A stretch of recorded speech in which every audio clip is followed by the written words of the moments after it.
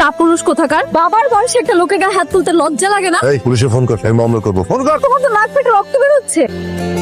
আপনি এখানে কেন? আমার খোঁজ পেলেন কিভাবে? তোমার ঠিকানা বের করা কি খুব বেশি কঠিন? তোমার ইনফরমেশন আমি সবকিছুই জানি। তুমি কখন কি করছো, ইওর ফ্যামিলি ব্যাকগ্রাউন্ড। বলেন কেন এখানে এসেছেন? গতকাল তুমি যেভাবে আমার গায়ে হাত তুলতে চেয়েছিলে, সেটার কারণে তো আমার রাতে ঘুমই হয়নি। হোয়াট? হ্যাঁ, তোমার এই হাতটা দিয়ে আমাকে একটু স্পর্শ করে দাও, যেন আমি একটু শান্তি পাই। আচ্ছা বলছি। আচ্ছা, গতকাল আমার অনেক রাগ উঠেছিল, সেই জন্য তোমার বাবার সাথে আমি খারাপ ব্যবহার করেছি। ও হ্যালো, ব্যবহার হচ্ছে একটা পারিবারিক শিক্ষা, এটা না সবাই পায় না। That's true, but when I see, I control myself because of I love you.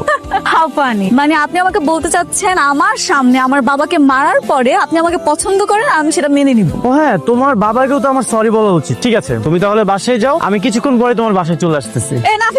যা হয়েছে এখানেই ক্লোজ করেন, ফার্দার আপনি আমার বাসায় যাবেন না। তোমার এই হাতটা খুব যত্ন করে রেখো, বিয়ের পরে এই হাতটা দিয়ে আমার যত্ন নিতে হবে। সুইটার, আর কতদিন তোমার পিছু ঘুরবো বলো? এবার তো রাজি হও। দেখো তোমার জন্য ফোন নিয়ে এসেছি। আর কতবার বোঝাবো আপনাকে? আপনার কি লজ্জা হয় না? আপনি বুঝেন না যে আমি আপনাকে পছন্দ করি না, এরপর আপনি আমার পিছে পিছে ঘুরেন। এত অহংকার কিসের তোমার? নিজেকে কি অনেক বিশ্ব সুন্দরী মনে করো? দেখো আমার কিন্তু না শোনার অভ্যাস নেই। কি ভাই তাকাইছেন কেন? কিছু বলবেন? ক্যাম্পাসে সবাইকে বলে দিস রুহির পিছনে যেন কেউ না ঘুরে, আর যদি কেউ ঘুরে ওকে ল্যাম্প পোস্টে বেঁধে রাখবো। যা। বেশি নাড়াচাড়া করো না, ব্যথাটা তো ঠিক হবে না। না হলে যে বিয়াদব ছেলে আমার গায়ে হাত দিয়েছে, যদি কোনোদিন আমার চোখের সামনে পড়ে, ভালো করে বুঝিয়ে দেবো যে আমি কে।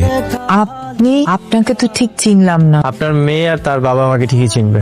হাই আঙ্কেল, আমি আসলে আপনাকে সরি বলতে এসেছি। সেদিন আপনার গায়ে হাত দেওয়াটা একদম উচিত হয়নি। সরি। এই অসভ্য ইতর বিয়াদব, আমার গায়ে হাত দিয়ে তুই আবার আমার বাড়িতে এসেছিস, তোকে আমি কি করি দেখ। আঙ্কেল, আমি জাস্ট আপনাকে সরি বলতে এসেছি। আমি এখানে কোনো ঝামেলা চাই না। আমি আপনার মেয়েকে ভালোবাসি।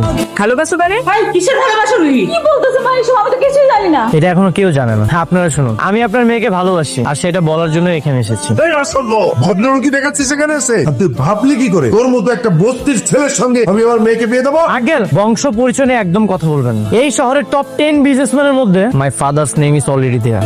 করিম গ্রুপের নাম অবশ্যই শুনেছেন, সেটার মালিক Enayet Karim, he is my father. আমি তোমাকে অনেক ভালোবাসি, যে কোনো কিছুর বিনিময়ে হোক আমি তোমাকে আমার করে নেব।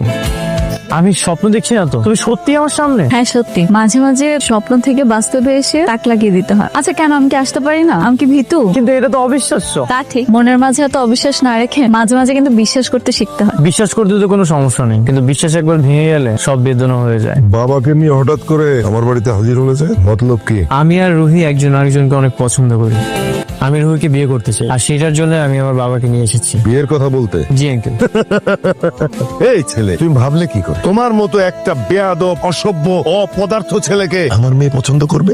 তুমি কি আমাকে এখানে অপমান করার জন্য নিয়ে এসছো, যাদের অতিথি আপ্যায়ন করার মতো ন্যূনতম জ্ঞানটুকু নাই? অতিথিকে কিভাবে আপ্যায়ন করব, তার সাথে ব্যবহার কি হবে, সেটা নির্ভর করে অতিথি কেমন। অতিথি যদি খুব নিম্ন শ্রেণীর হয়, ব্যবহারটাও সেরকম হয়। মুখ সামলে কথা বলবেন আপনি। আপনি জানেন না যে আপনি কার সামনে দাঁড়িয়ে কথা বলছেন? জানবো না কেন, আমি জানি তো। বাংলাদেশের টপ 10 বিজনেসম্যানদের আপনি একজন, এনায়েত করিম। রুহি কোথায়? রুহি, রুহি, এসব কি হচ্ছে? তোমার বাবা আমাদেরকে কেন অপমান করছেন? কই কি করছে? তোমাদের যেটা প্রাপ্য সেটাই তোমাদের বুঝিয়ে দেওয়া হচ্ছে। মানে? এভাবেই চলে যাবেন? আপনার পাপের হিসাবটা নিয়ে যাবেন না? পাপের হিসেব? এনায়েত করিম, আমার ছেলেকে বিনা অপরাধে 1 বছর আপনি জেলে ভরিয়ে রেখেছেন। আমার নির্দোষ ছেলে কোনো অপরাধ ছাড়া তাকে আপনি জেলে রেখে দিয়েছেন। আপনার ছেলের নাম কি? মারুফ ইসলাম। আমার ভাইয়ের নাম মারুফ ইসলাম। মনে পড়ছে আঙ্কেল? আপনার অফিসেই চাকরি করতো সে। স্যার বিশ্বাস করেন আমি কিচ্ছু জানি না। আমি ফাইনাল ছাড়পত্র দেওয়ার আগে খুব সুন্দর করে চেক করে পাঠিয়েছি। তাহলে গেল কোথায়? আচ্ছা তুমি কি এটাকে ছেলে খেলা মনে করতেছো? তোমার কারণে এত বড় লোকসান কোম্পানির, কিন্তু আমি এটা মেনে নিব না। আমি তোমাকে পুলিশে দিব। স্যার আমি আপনার পায়ে পড়েছি, প্লিজ এমন করবেন না, আমাকে একটা সুযোগ দেন। Get out. I say get out. তুমি কি মানুষ? নিজের স্বার্থের জন্য একটা সাধারণ ছেলেকে তুমি মামলাতে ভিতরে ঢুকে দিয়েছো। How could you do that বাবা? কালকে এত অপমান করলাম, তারপর আবার চলে আসছে আজকে। ভালোবাসলে আঘাত সইতে হয়, দুঃখ লুকাতে হয়, ছায়ার মতো হাঁটতে হয়, ভালোবাসি বলতে হয়। জীবনে যত বাধা আসুক না কেন, আমি তোমাকে ছাড়বো না। আমি তোমাকে অনেক ভালোবাসি। আপনি ভাবলেন কি করে যার বাবার কারণে আমার সহজ সরল ভাইটা আজকে জেলে দিন কাটাচ্ছে, তাকে ভালোবাসবো আমি?